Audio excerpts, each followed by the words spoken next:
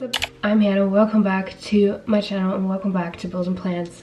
And welcome back to another bite-sized nutrition video series here on my channel where I present to you nutrition related facts about any nutrition related topic in a more bite-sized, broken down way so that it's hopefully easier for you to understand. And in today's video, we're going to be talking about caffeine and if it's really are that bad or if it's just a whole lot of drama. So without any further ado, let's just hop right into the video. So this is what we're going to talk about in this video, but there will also be the chapters down below, or the timestamps down below in the description box in case you want to skip back and forth between topics you want to rewatch, or skip back and forth between chapters that might be more of your interest. So check out the description box for all kinds of further information.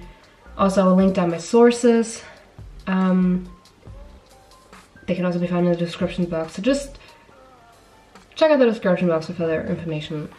And let's dive into the question, why do we like caffeine so much? So, one thing we all know is that caffeine tastes bitter.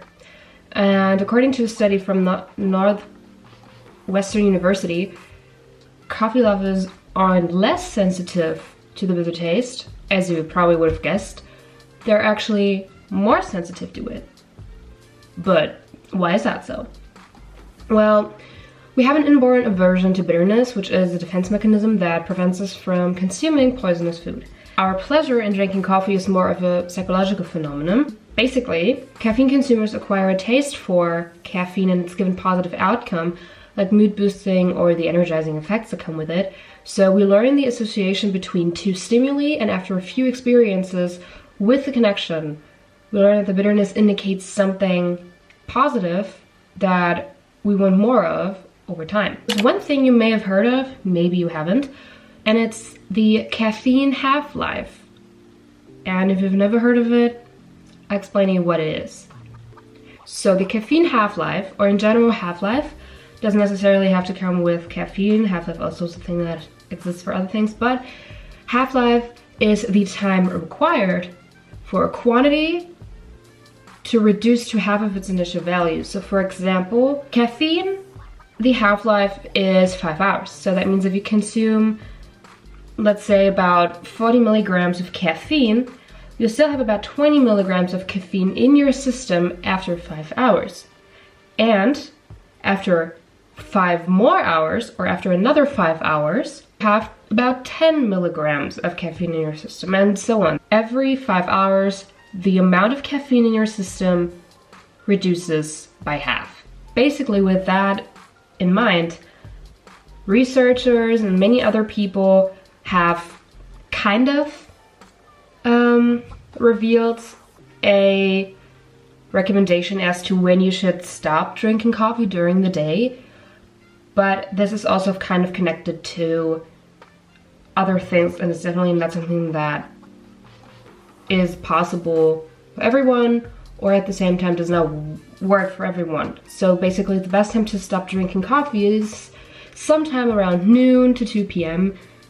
Especially if you struggle with insomnia. If you don't have trouble falling asleep when you had coffee quite late in the day, you might not really need to follow this. So with all that in mind, does caffeine have any benefits?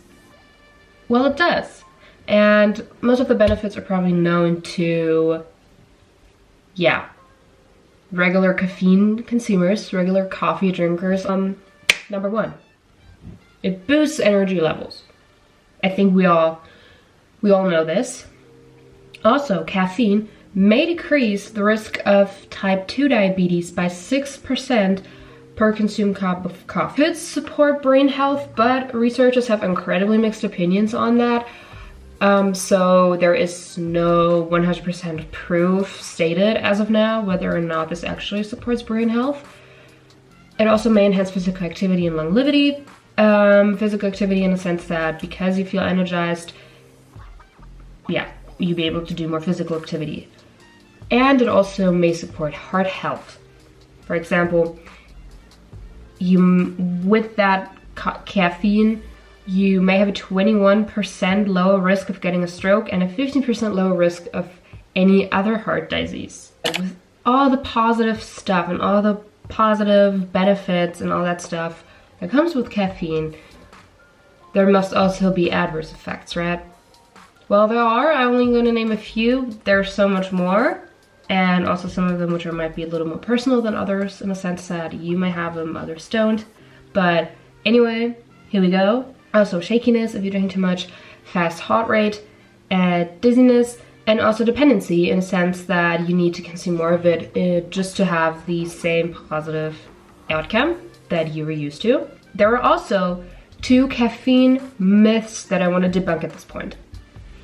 Number 1, caffeine does not dehydrate your body. If you've ever heard anyone say that caffeine may dehydrate your body, it doesn't really do so, at least not to a point where you think it's crazy. Caffeine has a mild diuretic effect, causing you to pee more. Also, the second myth, caffeine apparently depletes nutrients from your body. So basically they like pull the certain nutrients out of your body.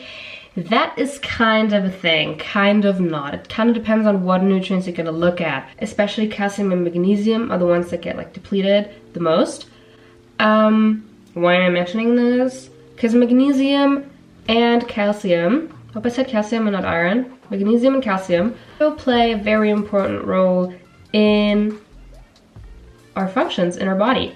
So magnesium and calcium, especially in their combination, are very important for muscle and bone strength. Is there a healthier option to caffeine, and what's the healthiest caffeine you can have? So number 1, many different types of tea. And lemon water comes with a lot of vitamin C. Golden milk, which is basically milk and turmeric to make it golden, but you could also have ginger in there, and there is a whole bunch of different recipes for golden milk. And chicory coffee. When I read that, I was a little bit confused as to why chicory coffee might be a thing, especially I didn't know that you could make coffee out of chicory leaves, I think it was it chicory leaves? I don't know. I want to have a look with you guys at this graph right here, which basically shows the energizing effect of coffee and, you know, caffeine, of matcha and guarana. Guarana contains up to 3 times more caffeine than regular coffee beans. As you can see in this graph, coffee kind of keeps you energized for a very short amount of time, but drops just as fast as it energized you. Matcha, on the other hand, lasts a little bit longer. That is because of the higher caffeine content in it, but the longest is for guaranas. And with that, I'd like to end today's video, guys. I hope you guys liked it and learned something new about caffeine that you maybe never heard of before. Yeah. If you like this video, guys, make sure you give this video a thumbs up. And I hope you guys will continue doing great and stick around until post next. And until then, see ya.